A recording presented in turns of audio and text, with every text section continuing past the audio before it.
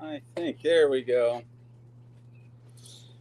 Well, welcome to the 7 o'clock talk, and tonight we are going to talk about the dark side of the food industry.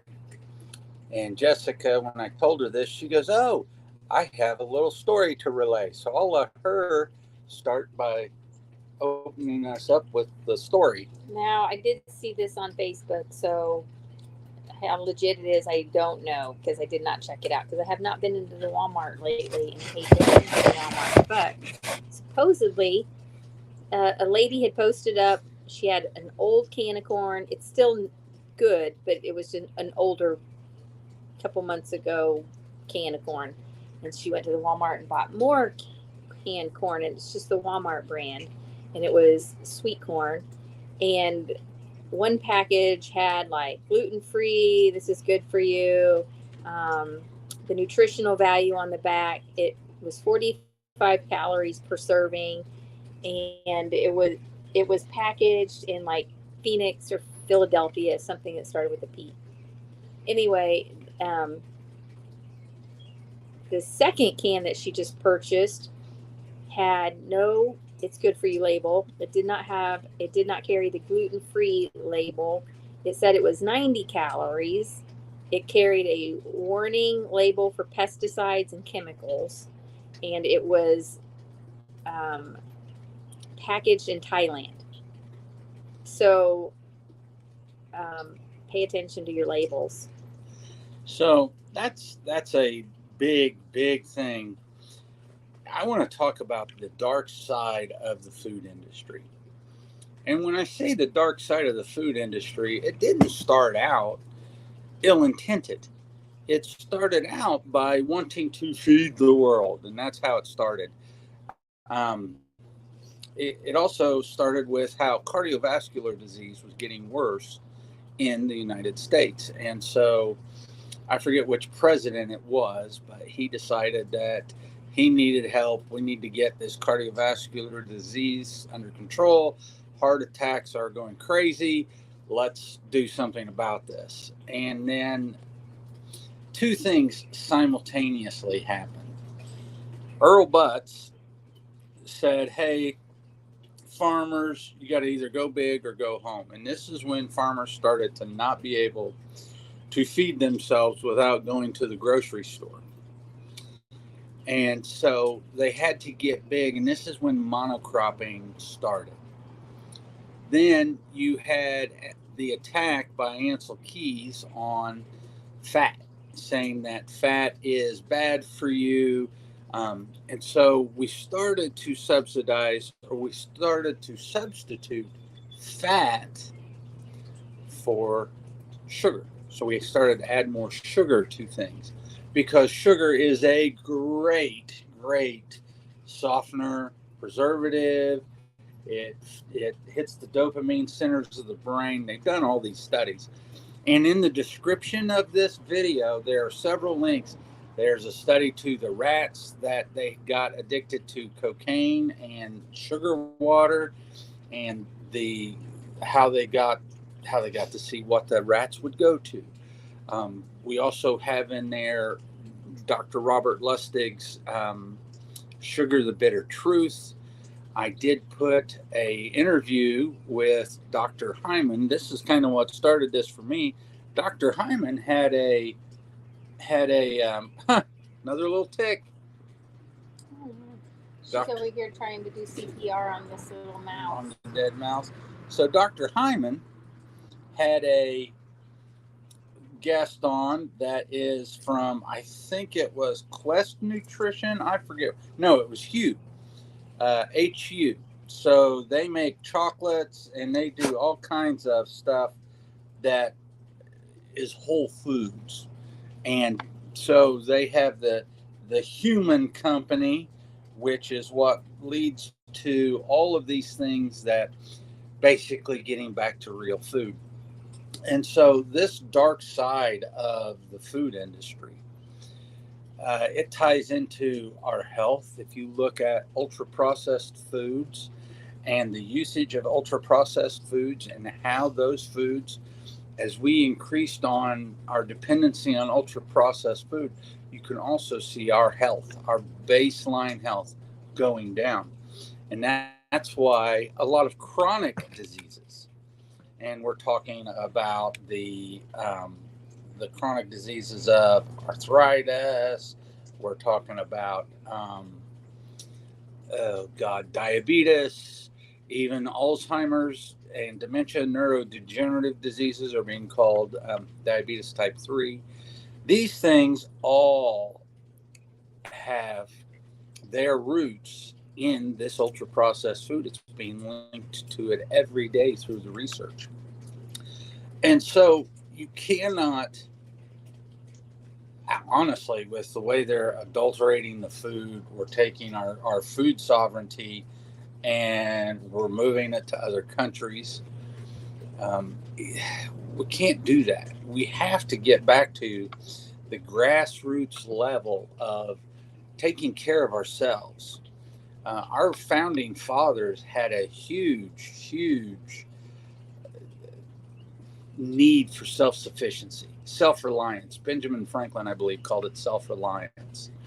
And we've gotten away from self reliance. And how do you make a food? So let's go back into the 70s and what we're subsidizing. So to make it profitable for the farmers, we started to subsidize chemicals and we started to subsidize the fuel for the trucks and we subsidize the seed and we give them crop insurance. And the thing about crop insurance is if you have I'm not a farmer, this is what I have read, and I don't know if it has changed, but if you're a farmer and you do corn, you can't have other crops on your fields or in your fields because that nullifies your I'm sure somebody will correct me, but that nullifies your crop insurance. And so farmers are not allowed to really compete. And now food has gone from food to a commodity. So it's whoever can grow the most, the biggest, the fastest, and get it to market. And it's not about quality anymore. And we have a problem in the United States with this wanting everything cheap and easy. Remember, Dr. Hyman actually makes a quote that we're 4% of the world's population. I've made the quote that we're 3 to 5%, depending on what you say.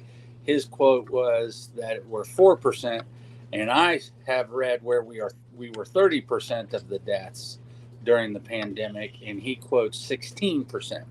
That's still a 4x, 4-time multiplication of deaths according to population. We shouldn't have been that. We should have only been about 4%. But our food industry keeps us ill. They keep us sick. Watch that Hyman. Hey, I think she's going to learn to open the door. She does know. Watch that Hyman interview. The garden hose is keeping it shut. Because they really break that down. They really go through that for you and explain it step by step by step. And when you have that explanation, when you can see what they do. So to keep it, once again, shelf stable, what do they have to do to keep it shelf stable? You either have to preserve it with sugar or you have to preserve it with salt. And when you have to preserve it with sugar or preserve it with salt, then you got to take things out. And what do they take out? Fat and fiber, because fiber is what actually breaks down too. And your microbiome depends on that fiber to maintain itself and then to grow and then to proliferate. And we take all of that out. And that's why we keep seeing a problem with the microbiome. You know, I love my profession of chiropractic. I love my profession of functional medicine. but the industries that feed us our supplements have a way of turning around and making a supplement for everything. And so it's not without due cause, but if we just had real food, we could go back to having illnesses that are crisis illnesses and not illnesses of lifestyle. So when we look at a couple of things I want to say about this is there's a there is when we are looking at chemicals that are in our foods, the FDA has something that is called GRAS status, generally recognized as safe. And a lot of those foods that are generally recognized as safe have not been tested, and they have just been grandfathered in. And so now, like trans fats have been shown that they are not safe, and they are still not out of the food system. And so when are they going to take this out? When are they going to be actually forced to remove these things that are killing us slowly? So it's a slow death that is a costly death. America, hands down, we spend the most money on military. We outspend the next 10 countries combined on our military. Guess what we also spend the most money at? Healthcare. And our healthcare outcomes for critical diseases or for accidents, traumas, critical care like that, our outcomes are fabulous. But once you take it out of the realm of healthcare or out of trauma care, then all of a sudden we're way low on the top countries. Like I think we're 23rd or 25th, and we are behind countries like Argentina and Bolivia and Cuba, and that's just not acceptable. And where does it all come from? And if you look at the countries that we actually export our food to, you see they start to follow the same trend. It is our food system. Absolutely watch the videos that are linked at below. Bliss Point, Dr. Robert Lustig's Sugar the Bitter Truth, uh, Hyman's interview with the owner of Hugh. Those are all fabulous interviews, and they start to give you traction. A couple of books that I just finished reading, The Glucose Revolution. If you have a problem with blood sugar and blood sugar regulation, read this. She's got 10 hacks. We put several of the hacks on our Facebook and did a post about those. They work wonderfully well. And then this is one that Dr. Hyman recommended. Status quo thinking is harming our health. And that is from an MD that died from cancer. And she is telling us, well, I don't know what she's telling us. Dr. Hyman said that's a good read, so I will read it. I have the gist of it, but I haven't read it yet. And so, last couple of points I want to make are,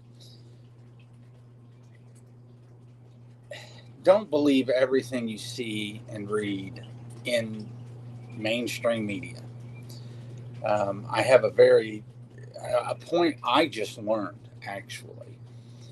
There is a department in the Pentagon, in the Department of Justice, that is there to influence movies and push an agenda.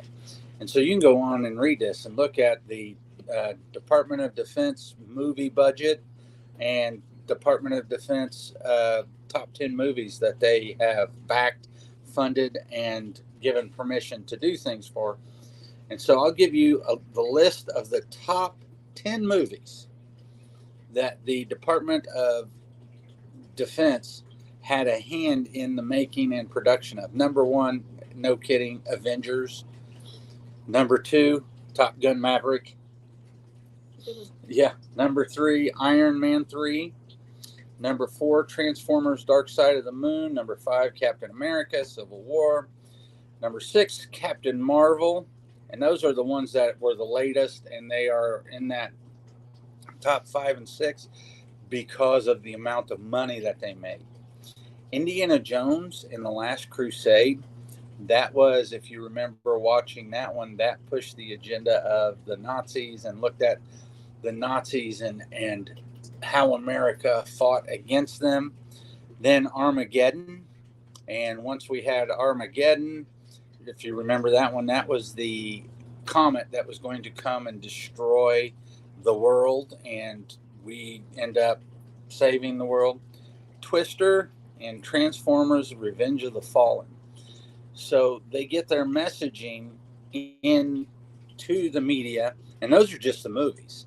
That doesn't include television and film, and we see a lot of that type of messaging. I mean, just watch the television and you'll hear all the messaging. So if this is important to you, here's going to be my plug. If this is important to you, you got to think about how you're going to vote and how you're going to vote to save your children and your grandchildren and stuff like that, because this food stuff, it absolutely matters. And if you don't think it matters, look at our budget for healthcare. It's absolutely breaking us, and there's going to come a point when we can no longer afford it. So, anything else you want to add? Nope. All right. Well, that's it for tonight. Links in the description for the other videos. I did post a video on the side, and that was a Elon Musk interview with Robert F. Kennedy Jr. I would absolutely, I mean, if you're tired of the two-party system, you're tired of the fighting and the bullying and whatever else, check it out and educate yourself, and then vote your conscience. Thank you. Have a good evening.